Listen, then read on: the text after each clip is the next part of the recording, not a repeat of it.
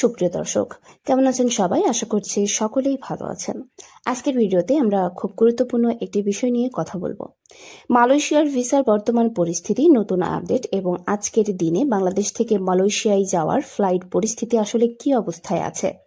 অনেকেই জানতে চান ভিসা কি এখন চালু আছে, কত দ্রুত পাওয়া যাচ্ছে এবং প্রতিদিন কতজন বাংলাদেশি কর্মী বিদেশে যাচ্ছে। এই সব প্রশ্নের উত্তর আজ আমরা বিস্তারিতভাবে জানাবো।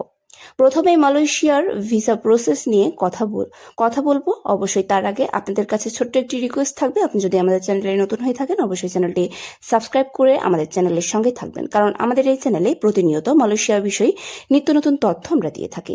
তো চলুন ভিডিওটি শুরু করা যাক।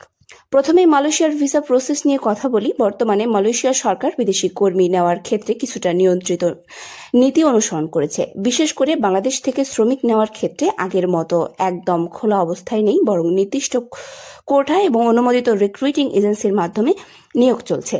এর মানে হলো যারা যেতে চান তাদের অবশ্যই বৈধ চ্যানেল বা সরকার অনুমোদিত এজেন্সির মাধ্যমে আবেদন করতে হবে।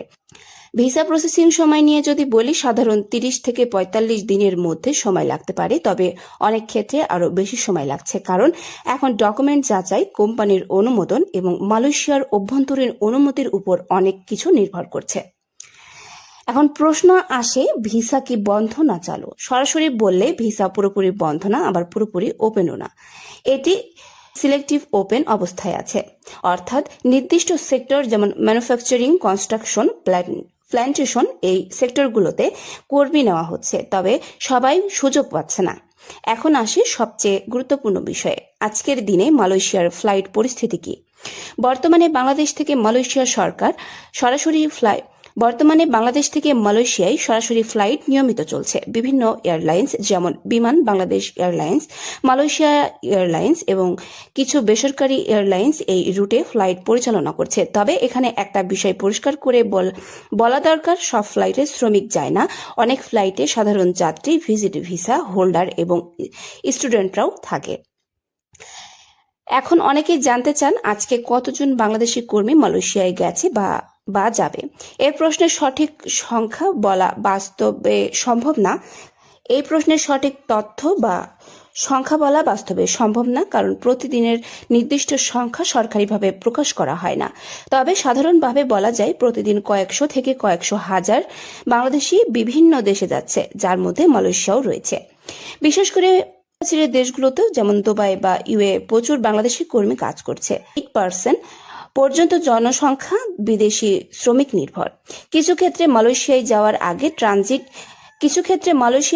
আগে ট্রানজিট হিসেবে দুবাই বা অন্য দেশ ব্যবহার করা হয়, তবে এটি সব সময় নিয়মিত বা অফিসিয়াল পদ্ধতি না।